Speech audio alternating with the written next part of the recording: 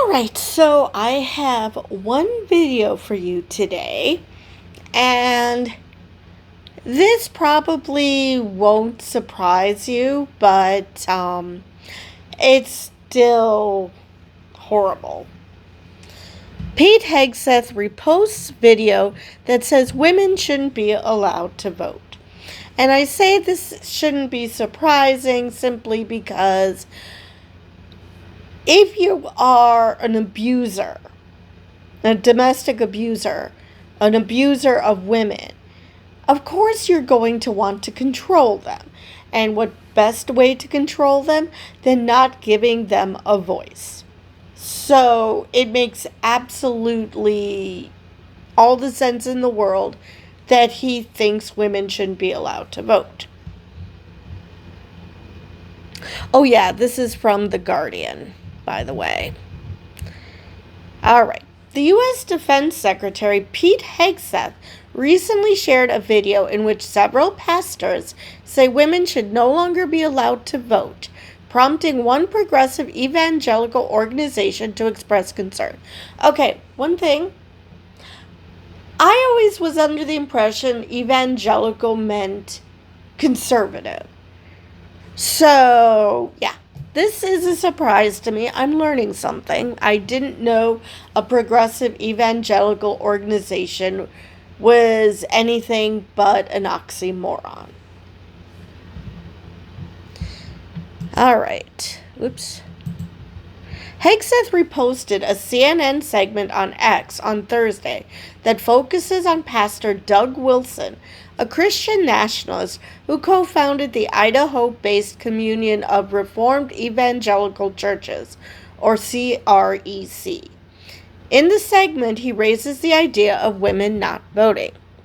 I would like to see this nation become a Christian nation, and I would like to see this world to be a Christian world, Wilson said. Okay. Against the Constitution, for this nation to be a Christian nation. Of course, all the yahoos who are screaming at the top of their lungs that this is a Christian nation would also disagree with him because in their mind it already is supposed to be one. But a Christian world? I'm sorry. Even if there were no non-Christians in the U.S., even if the Establishment Clause did not exist, you do not have control of the entire freaking world. We have majority Muslim nations. Hell, Israel is majority Jewish. So there are a few countries that are majority pagan, in that they have a more natural-based worldview. So, I think Japan might be majority Shinto. I'm unsure about that one. But Buddhism is a thing, Hinduism is a thing. There are so many religions out there. I know I've missed a whole bunch. So you're basically saying you want to wipe out any religion except Christian. That is just absolutely insane. Absolutely insane. You know, this is the same schmuck who would probably criticize the Taliban for the way they treat anybody when, and their interpretation of Sharia law. Guess what you want to do? Yeah, you want a Christian-based Sharia law, but it's still Sharia law. Another pastor interviewed by CNN for its segment, Toby Sumpter, said, in my ideal society, we would vote as households. I would ordinarily be the one to cast the vote, but I would cast the vote having discussed it with my household. Which, on the one hand, you would think, Okay, that sounds reasonable. Problem. What if your spouse, I assume wife, because there's no way Christian nationalists would consider same-sex marriage to be legit. But what if your wife vehemently opposes your choice and you come to a standoff? For years, my mom voted Republican, my dad voted Democrat, so they joked that they canceled each other's votes out. So, what if we're in a situation like that? How does that get resolved? My bet is his way is going to win out simply because he thinks he's the man and he ultimately has the deciding vote. A congregant interviewed for the segment remarked that she considered her husband as the head of their household and added, "I do submit to him," which is fine. If that's how you want to live your life, go for it. I wouldn't stop you. Nobody should stop you. Unless he is actively abusing you, I do not see the problem. The problem becomes when, because you think that that works for you, that you decide that that should work for everybody. No. That is not the way it would work. And what about people like me who never got married, never want to get married? Where do we fit in this world? Are you going to force us to marry a man just simply because that's our job? What about the gays and lesbians? Well, I guess if there's enough gays and lesbians around, they could just marry each other and then just continue their relationships as always because, it's just about the shallow,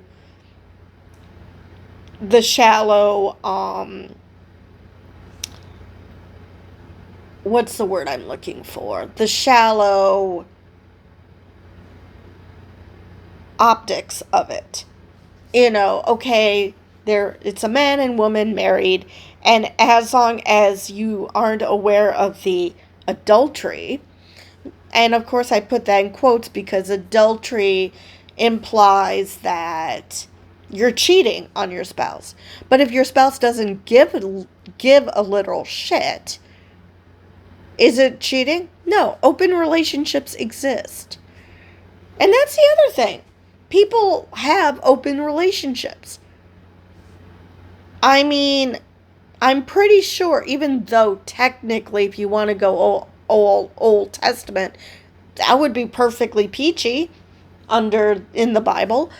But still, what about people who aren't monogamous?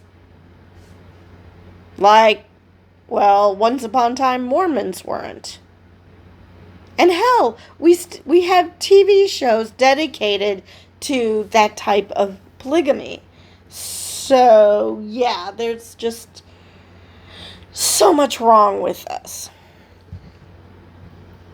Hegseth reposted the nearly 7-minute report with the caption, "All of Christ for all of life."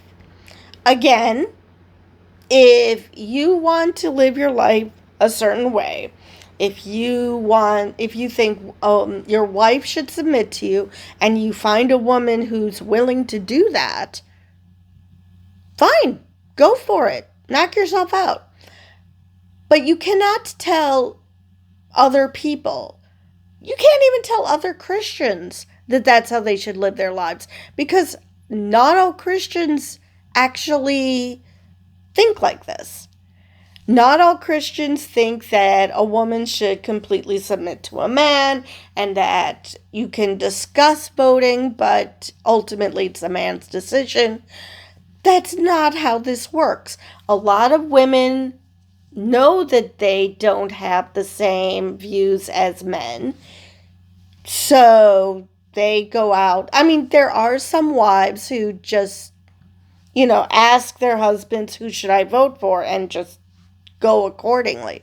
So in those cases, I can see why people say women shouldn't vote, because they're just gonna do what their husbands say anyway. But not all women do that. First off, not all women are married. Number two, not all women vote like their husbands. A lot of them actually, have minds of their own and are able to vote in their interests. So now, why you would want to be married to someone who would hold vastly different views than you? Not a clue. But, for whatever reason, if you want to marry someone who does have vastly different, fine. But all the more reason why this democratically discussing basically a family caucus doesn't work. Because if your political views, depending on which part, are just set in stone and you will not compromise because it means that much to you, that's just asking for trouble. It just is. And in so many other ways, there are interfaith relationships. Whether it be different types of Christians, or in my parents' case, my dad was a Jew. Well, a cultural Jew, but a Jew. My mother was raised Greek Catholic. Under this system, how the hell would that work? I mean, you would basically be saying he has to convert. First off, he has to convert even if he wasn't marrying my mom. Simply because everyone should be Christian. Now, I understand that there are people who really, really think that they are saving a person's soul by trying to convert them. And, if you want to have a good faith discussion about why you think somebody should convert to your version of Christianity, because again, there's many different denominations of Christian. If somebody wants to have that discussion, that's fine, as long as you don't force them. But obviously, Trump, in his we need to allow for people at work to try to convert their coworkers. Now, they did say unless the coworker says no, but let's face it. If that coworker shares a faith with the manager, it's not going to be as simple as, stop it. It's only going to work if it's a faith that the manager doesn't subscribe to. It's just opening things up for crap like this. This idea that everyone should be Christian. And then, again, what kind of Christian? Probably a white nationalist, but still. There are different denominations of Christian. And to just say, well, those people aren't real Christian. No, they just interpret things differently than you. I mean, and what about atheists? Are you going to seriously force them to start going to church or claiming that they're Christian? Because I could just as easily claim to be Christian, but do absolutely nothing to change anything about my life. So even if I were to change the label from atheist to Christian, who's going to know? There are plenty of churches in the area. Nobody knows. Nobody has to know which church I go to, or the fact that I just don't. And what about Unitarian Universalist? Would that qualify? There's so many questions. All right. Later in the video, Wilson says he does not believe women should hold leadership positions in the military or be able to fill high-profile combat roles. Which I'm sure, Hegseth has already mentioned that this is what he thinks. And then when he was called on it, he kind of backtracked because he doesn't know what the fuck he's talking about. When he said, they shouldn't have combat roles. Well, women have always done this, and this. Yes. Oh, that's different because he doesn't know what the fuck combat roles means. A statement from Pentagon spokesperson Sean Parnell on Saturday said Hegseth is a proud member of a church affiliated with CREC. Yes, I'm going to go there and just spell it out, as opposed to just say the letters. The secretary very much appreciates many of Mr. Wilson's writings and teachings. Well, I'm shocked. Hegseth and his family were in attendance at the Wilson Church's inaugural service in Washington in July, according to CNN. Doug Pagitt, a pastor and the executive director of the progressive evangelical organization Vote Common Good, told the Associated Press that the ideas in the video are views that are small fringes of Christians keep, and said it was very disturbing that Hegseth would amplify them. Disturbing, yes. Surprising, no. Anyone who's remotely listens to Hegseth, this should not shock them in any way, shape, or form. Hegseth's repost on Thursday came as the Trump administration ramps up efforts to promote Christian nationalism. The push follows Donald Trump's renewed alliance with the Christian right in his second presidential term, whose moves have included an executive order creating a federal task force to investigate what he calls anti-Christian bias in government agencies. Whatever the hell that means. I mean, what? Anti-Christian bias implies that people accept that someone other than Christian exists? And yes, it sounds like I'm being facetious, but I'm pretty sure that there are people who literally feel that way. That just knowing that there are different faiths than Christian is enough to set people off and scream anti-Christian bias. Because that's how strong their faith is. It's so strong that they cannot handle hearing about other faiths. If your faith is that strong, what does it matter if you hear about Islam or Judaism or Buddhism or Hinduism or Zoroastrianism? There are so many faiths out there. So what if you accidentally hear about something? There's a difference between accidentally hearing about something and being forced to listen to it in order to get services. And Christians are the only ones I know who have faith-based services where you have to listen to them proselytizing just so you can get food or shelter.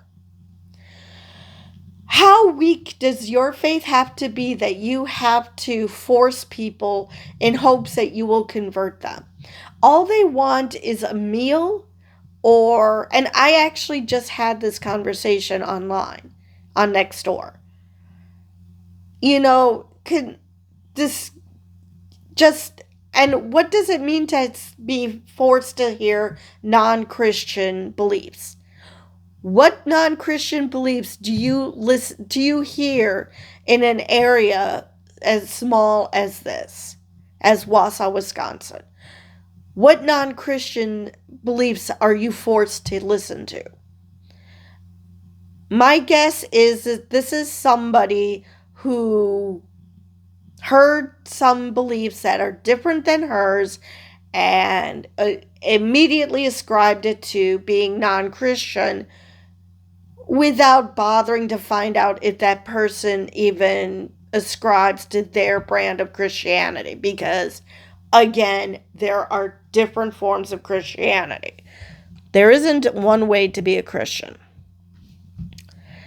The president also created a White House faith office in February, saying it would make recommendations to him regarding changes to policies, programs, and practices, and consult with outside experts in combating anti-Semitic, anti-Christian, and additional forms of anti-religious bias.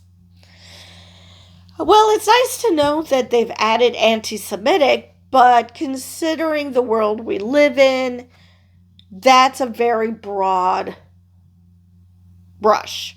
Basically, if you criticize Netanyahu, you are anti-Semitic by some people's standards, which is stupid. That does not make you anti-Jewish. It just makes you anti-Israeli government. If all it took was being anti-Netanyahu to become anti-Semitic, there are plenty of Israeli Jews who are also anti-Semitic because they have a problem with Netanyahu. It's just stupid.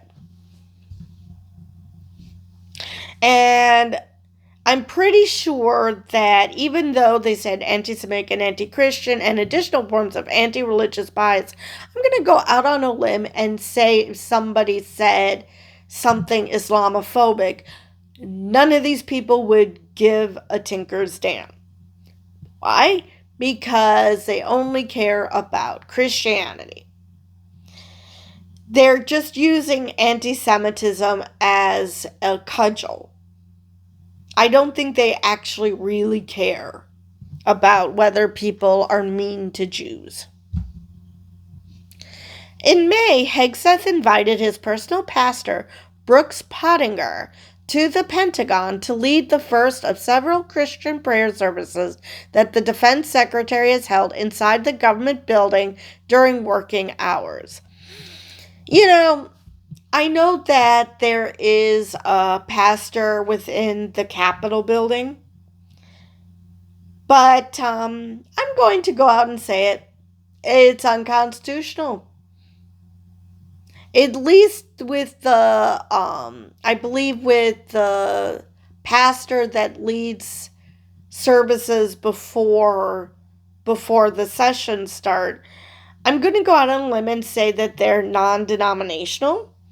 So it's a little less bad, but still unconstitutional. And this is hella unconstitutional. All right. Let's see. Defense Department employees and service members said they received invitations to the event in their government emails. And this is why religion was taken out of most institutions. Well, I shouldn't say religion was taken out, but organized religion was taken out of schools and other organizations like schools, like the government. This is why we should not have organized religion. What if you do not ascribe to that religion? You feel forced to attend this event even though you would literally rather watch paint dry. And I'm sure there's plenty of people of the correct Christian belief, not just Christian, but of that particular flavor of Christianity, that would be against this as well, simply because they are aware that not everybody thinks like them and shouldn't be forced to listen to their beliefs. All right. The U.S. Constitution's First Amendment prohibits the government from establishing a state religion. Exactly. But the U.S. Court's Administrative Office said the precise definition of establishment in that context historically has been unclear. Oh, really? Did you by chance tell that to the Founding Fathers? Especially with the Constitution also protecting all citizens' rights to practice their religion generally as they please. That is literally the exact opposite of establishing a state religion. That is what the Establishment Clause allows. It just says that you cannot force anyone to believe a certain belief. The fact that there are people who practice all sorts of religious beliefs is precisely because we have an Establishment Clause.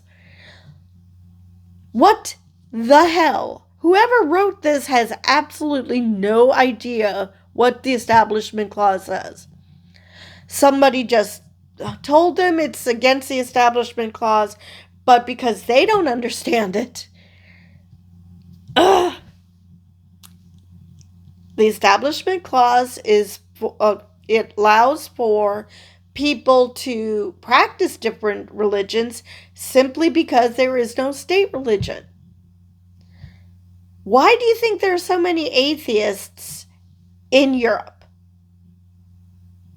There are so many atheists because they were forced to contribute to a state religion. And a lot of people just said, fuck this, not doing it, and either switched religions or decided religion is bullshit. So yeah, it's just, that is literally what the Establishment Clause allows for. It's not that the citizens practicing a variety of religions is in spite of the Establishment Clause. No, it's because of the Establishment Clause. People can be allowed to practice whatever religion they like or not practice a religion simply because the state cannot force you to practice a certain religion. It's not that hard. Anyway, that is the end of that article. All right, so I believe I covered everything I wanted to in this video. So with that, I will see you guys in the next one.